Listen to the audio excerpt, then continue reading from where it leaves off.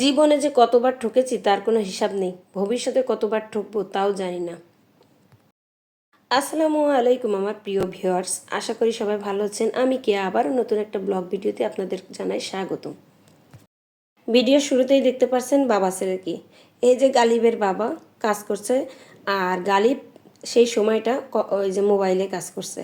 তো ওরা দুজন ওদের কাজে ব্যস্ত, আর আমি আপনাদের রাত্রের ভিউটা দেখাই। দেখেন একেবারে অন্ধকার। তো যাই হোক, এটা ছিল রাত্রের ভিডিও। তো এই যে রাত্রে থেকে আমি ভিডিওটা স্টার্ট করেছিলাম। আর এখন যেহেতু নিয়মিত ভিডিও দিতে পারি না, আমার হচ্ছে মন মানসিকতার উপর নির্ভর করে। দেখা যায় মনটা যদি ভালো থাকে তাহলে ভিডিও তৈরি করি, আর মন ভালো না থাকলে একেবারে ইচ্ছা করে না মোবাইল ধরতে। ইদানিং মোবাইল ধরতে ধরতে বা ভিডিও এডিট করার সময় দেখা যায় অনেকটা নিচে কাজ করতে হয়, তো আমার কাঁধটা অনেক বেশি ব্যথা করে, যার জন্য আমি কাজটাও কিন্তু কমিয়ে দিয়েছি। আর এই যে সকালবেলার ভিডিও এটা। আর সকালে আমি ড্রয়িং রুমের এই গ্লাসগুলো খুলে দিচ্ছি। তো আমাদের ড্রয়িং রুমের গ্লাসগুলো খোলা আর না খোলা সমান কথা, কারণ পাশে আর একটা বিল্ডিং, যা এর মাঝখানে একটা ভয়েড থাকে। তো দেখা যায় যে আলোটা আসে না, কিন্তু বাতাসটা আসে। তো মাঝে মাঝে খুলে দিই শুধু বাতাসটা আসার জন্য। আসলে আলোটা সেভাবে আমরা পাই না ড্রয়িং রুমে বা ডাইনিং রুমে, কিন্তু অন্যান্য রুমগুলো দুইটা রুমে ভালোভাবে আলো আসে। তো যে কাজ আমাদের প্রতিদিন সকালে, এটা এটা ছিল শুক্রবার, তো ছুটির দিন। আর ছুটির দিন মানে আমার ব্যস্ততা বেশি, আমার কোনো ছুটি নেই। আসলে গৃহিণীদের কিন্তু কোনো ছুটি নেই। শুক্রবার বলেন, শনিবার বলেন, এই দুইটা দিন বাচ্চাদের স্কুল বন্ধ থাকে, কিন্তু এই দুইটা দিন মনে হয় কাজের চাপটা অনেক বেশি থাকে। এই যে ড্রয়িং রুমে যে ছোপাগুলো থাকে, আমি শুক্র শনি এর মধ্যে যে কোনো দিন আর কি এর আনাজ কানাজ যা আছে সব কিছু পরিষ্কার করি।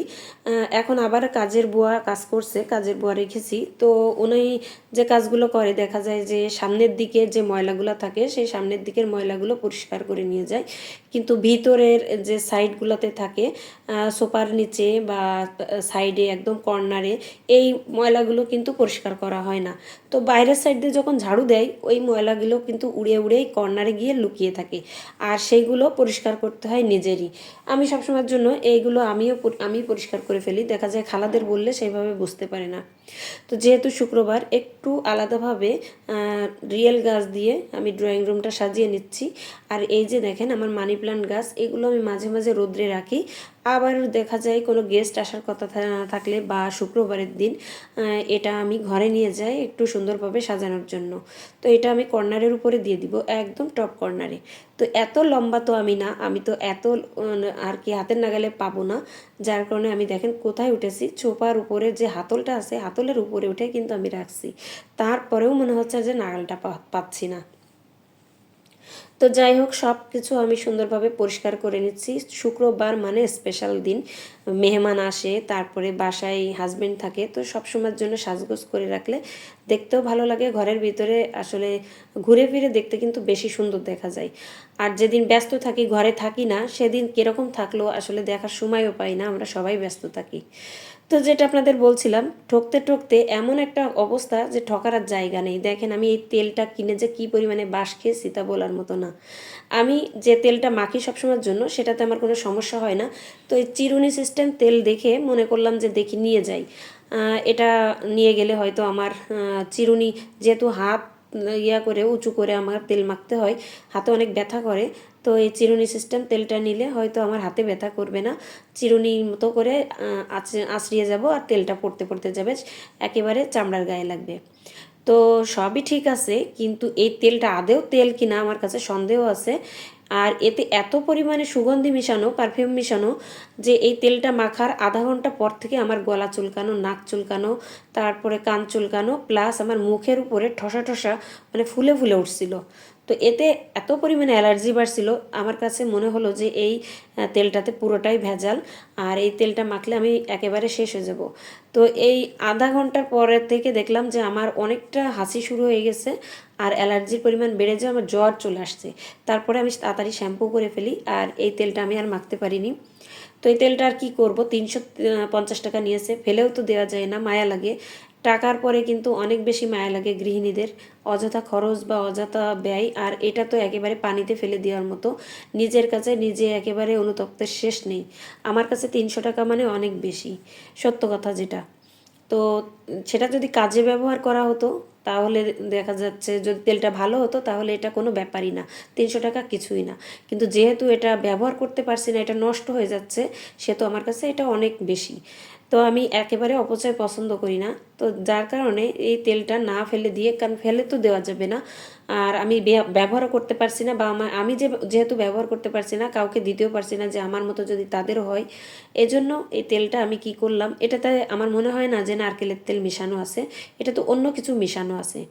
তো আসলে আমরা কোন প্রোডাক্ট কিনবো, আমরা যেটাই কিনি, বিশেষ করে বাংলাদেশি পণ্যগুলো আমরা যে কিনবো, কিনতে গেলে দেখা যায় তাতে ভেজাল মেশানো বেশি থাকে। চকবাজারে একেবারে 2 নম্বর যে জিনিসগুলা, এই জিনিসগুলা নিয়ে এসে বিক্রি করে। জানি না আমার এই ভিডিও দেখার পরে আমার উপরে কি চাপ আসবে, কিন্তু সত্য কথা বলতে আমি বাধ্য হচ্ছি। কিছু কিছু সময় আমরা এরকম একদম জঘন্য জিনিস টাকা দিয়ে কিনে নিয়ে এসে একদম ঠকে যাই। আর এইসব জিনিস আমাদের দেশেই কিন্তু বেশি মানে তৈরি করা হয়। তাদের বোঝা উচিত, বিশেষ করে অসাধু ব্যবসায়ীদের বোঝা উচিত যে এই জিনিসটা আমি একবার কিনবো, যখন এটা কাজে ব্যবহার করতে পারবো না সেটা আর কখনোই কিনবো না। তাহলে একবার লাভ করে কি লাভ হবে? তো আমি যে কাজটা করলাম, এটা এই যে আমি আমার ফার্নিচারগুলো আমি এই টিস্যু দিয়ে মুছে নিচ্ছি। তো এই কাজেই আমি ব্যবহার করব, আমার ঘরের যে ফার্নিচারগুলো আছে এই তেলটা আমি সেই কাজেই ব্যবহার করব। তা না হলে যদি এটা আমি ব্যবহার করি তাহলে হয়তো আমার অবস্থা খারাপ হয়ে যাবে। তো দেখেন এখনও কিন্তু আমার একটু ঠান্ডা ঠান্ডা ভাব আছে, কথা বলছি বুঝতেই পারছেন। তো এটা মেখেছিলাম আমি 3-4 দিন আগে, এখনও আমার সেই ঠান্ডাটা কমেনি। অ্যালার্জি থেকে শুরু করে নাকটাও বন্ধ হয়ে গেছিলো, এমন এক অবস্থা। মানে আর কিছুক্ষণ থাকলে মনে হয় জ্বর চলে আসতো আগের মতোই। যাই হোক, আমার ছেলের এই যে খাটটা আমি একটু ক্লিন করে নিলাম ওই তেল দিয়ে। তো তেলটার গন্ধটা অনেক সুন্দর, পারফিউম মেশানো। তো আমার কাছে যেটা মনে হয়, পারফিউম মেশানো কোনো তেলই ভালো না। যে তেলই আমি পারফিউম মেশানো তেল ব্যবহার করি সেটাতে আমার সমস্যা হয়। হয়তো আমার সমস্যা এটা, অনেকের নাও হতে পারে। আমার অতিরিক্ত অ্যালার্জি, যার কারণে এটা হতে পারে। আর এটা শুক্রবার, আমার হাজব্যান্ড বাসায় ছিল, তো যতটুকু আমি নাগাল পাই ততটুকু আমি পরিষ্কার করতে পারি, আর যতটুকু নাগাল পাই না তো ওকে বললাম তুমি একটু পরিষ্কার করো। এই যে উপরে সাদা বোর্ডগুলো সাদা সাদা হয়ে আছে, তো ভালো লাগে না যে বোর্ডগুলো দেখা যায় একেবারে এই কালারটা থাকবে, আর সাদা সাদা যখন ফাঙ্গাস পড়ে একদম বিচ্ছিরি দেখা যায়। আর ও কি করলো দেখেন, এই যে ক্যাবিনেটগুলো খুললে, বোর্ডগুলো খুললে সাদা সাদা দেখা যাচ্ছে, দেখতেই পারছেন। তো এই বোর্ডে এরকম ফাঙ্গাস পড়ে, এই প্রতি সপ্তাহে যদি পরিষ্কার করা হয় তাহলে পড়ে না। তো আমার এই বোর্ডগুলো অনেক দিন পরিষ্কার করা হয়নি, যার কারণে কিন্তু এই সাদা ফাঙ্গাসগুলো পড়ে গেছে। তো ও কি করেছে, ও এই যে ঘর মোছার যে মোছনি যেটা আছে, মপ যেটা আছে, ওটাই নিয়ে আসছে, নিয়ে এসে ওভাবে পরিষ্কার করছে। তো আমি ওকে বললাম যে তোমার এত বুদ্ধি, আমি আসলে আগে জানতাম না এত বুদ্ধি তোমার, এটা তো আমিও পারতাম, কিন্তু তুমি যে এটা মাথা থেকে বের করেছো এটাই এনাফ, আমার মাথাতে তো বেরই হলো না। আর আমার এই যে ক্যাবিনেটগুলোর মধ্যে উপরে দেখেন, উপরের তাকগুলোর মধ্যে অনেক অনেক বড় বড় লাগেজ রাখা আছে, বালিশ, কাঁথা, তারপরে লেপও রাখা আছে এই সাইডে। তো সেগুলো আর আপনাদের সাথে দেখানো হয়নি। আর আমার আলমারিটা আসলে পুরোপুরি দেখানো হয়নি, আজকে মোছা হচ্ছে, তাই আপনাদের সাথে একটু শেয়ার করলাম। এখানে 2টা বড় বড় লাগেজ রাখা রয়েছে। তারপরে দেখেন উপরে একটু তাক খালি আছে, সাইডে তো অনেকটা তাক খালি আছে। তো আমি একটু বড় করে বানিয়েছি, যাতে এখন কাপড় চোপড় হয়তো লাগেজ ব্যাগেজ কম আছে, ভবিষ্যতে আরও বাড়বে, যার জন্য একটু বেশি করে বড় করে বানিয়েছি। আর যেহেতু নিজেদের ফ্ল্যাট, এটা এখানে তো আমার আর চেঞ্জ করার কোনো প্রয়োজন আসে না। আল্লাহ যদি বাঁচিয়ে রাখে, সুস্থ রাখে, কোনো সমস্যায় না ফেলে, তাহলে পড়ি, তাহলে হয়তো এই ফ্ল্যাটটাই থাকবে। তো অফ ক্যামেরায় বাকি বোর্ডগুলোও কিন্তু পরিষ্কার করা হয়ে গেছে, আর আমি এখন চলে আসছি কিচেনে। তো আমার এই যে লুসনিগুলো এতটাই ময়লা হয়, আপনাদের একটু কমেন্ট করবেন তো আপনাদের এরকম ময়লা হয় কিনা। বিশেষ করে আমার চুলায় ইদানিং কালি উঠছে। যে টেকনিশিয়ান আসছিল, কালিটা ঠিক করে দিয়ে গিয়েছিল, আর উপরে একটা রিং চেঞ্জ করে দিয়েছিল, কিন্তু নিচের যে আর কি ছোটো যে একটা ইয়া থাকে সেটা চেঞ্জ করতে পারিনি। বলল যে এটা পাওয়া যাচ্ছে না, যখন পাবো আপনাদের দিয়ে যাব। তো ওইটা চেঞ্জ করলে কালিটা বন্ধ হয়ে যাবে। তো এই চুলাগুলো না অনেক বাজে চুলা, এই চুলা আপনারা একেবারে ভুলেও কিনবেন না। এই চুলা 3 বছর ভালোভাবে একদম কালি ছাড়া সুন্দরভাবে ব্যবহার করা যায়, তারপরের থেকে কালি ওঠে। তো দেখেন আমি এই যে কী রান্না করেছি আপনাদের সাথে দেখাতে গিয়ে আমার হাত একেবারে ওই কড়াইয়ের উপরে ঢাকনাটা অনেক গরম ছিল, তাড়াহুড়ো করে কিছু পাইনি, আমার এই যে ওড়না দিয়েই ধরলাম, তো আপনারা কিছু মনে করবেন না। আর এই যে রান্না করেছি শাক, কলমি শাক আর মুরগির মাংস, শুক্রবার একটু স্পেশাল রান্না, একেবারে শর্টকাট রান্না করেছি, খুব বেশি আয়োজন না, ঘরে আমরা 4 জনই খাবো।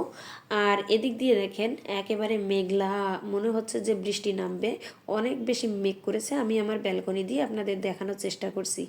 তো কথা বলতে বলতে আজকের ভিডিও শেষ পর্যায়ে চলে আসছি।